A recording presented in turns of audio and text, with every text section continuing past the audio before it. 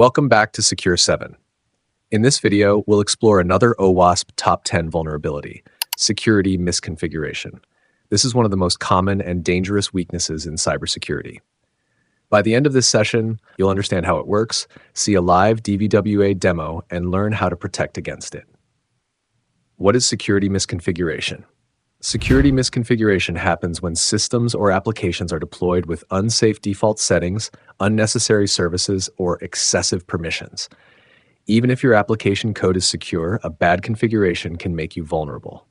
Some common examples include leaving default admin usernames and passwords unchanged, running the application in debug mode in production, exposing directory listings or sensitive files, improper CORS configuration allowing unauthorized cross-origin requests. Attackers love misconfigurations because they're often the easiest way in. There are many high-profile breaches caused by simple configuration mistakes.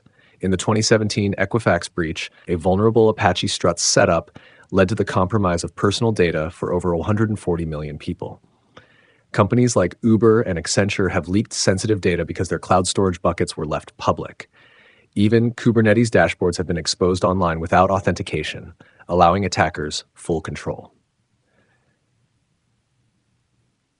Now let's look at how security misconfiguration works using DVWA, the Damn Vulnerable Web Application. Step 1. Log in to DVWA with admin credentials and set the security level to low. Step 2. Go to the File Upload module. Normally it asks for an image file, but because of weak validation, we can upload a PHP shell instead of an image. After uploading, we access the uploaded file directly from the server and execute system commands remotely. This gives us remote code execution, all caused by misconfigured file upload settings.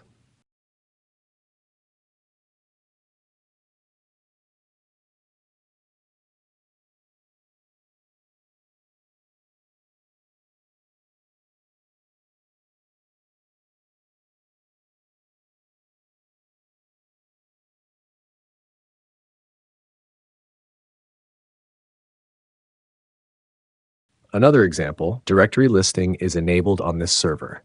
By visiting the Uploads folder, we can see all uploaded files without authentication.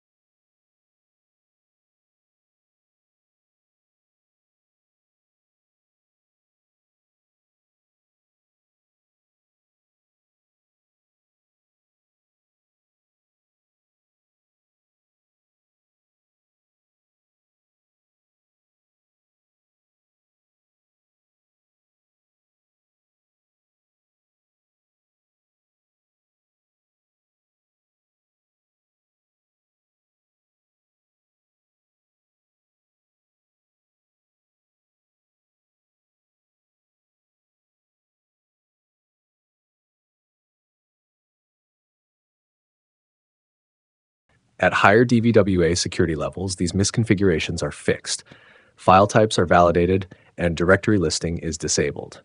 This shows how important proper configuration really is. Other misconfiguration examples.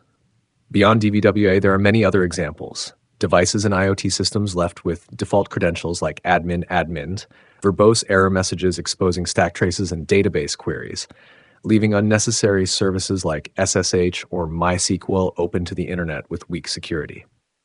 Impact of misconfiguration. The impact can be devastating. Attackers can steal sensitive files like environment variables and configuration files. They can gain remote shell access and escalate privileges. Sometimes a simple misconfiguration allows a complete server takeover. It's like leaving your house unlocked with the keys under the doormat. Even if you have strong walls and cameras, it doesn't matter if the door is wide open. How to prevent security misconfiguration. The good news is, most misconfigurations are easy to fix if addressed early. Here are some key steps. Change all default passwords and secret keys before deploying. Disable directory listing and restrict upload paths to safe locations. Follow the principle of least privilege. Give only the permissions and services necessary. Turn off debug mode in production. Use security headers like Content Security Policy and X-Frame options. Regularly run automated security checks with tools like Linus, Scout Suite, or OWASP Zap. Security misconfiguration is one of the simplest but most dangerous vulnerabilities. Always harden your servers, review your configurations, and never deploy with defaults. In our next video, we'll explore another OWASP Top 10 vulnerability, so stay tuned. If you found this useful, hit like, subscribe to Secure 7, and share this video with your friends.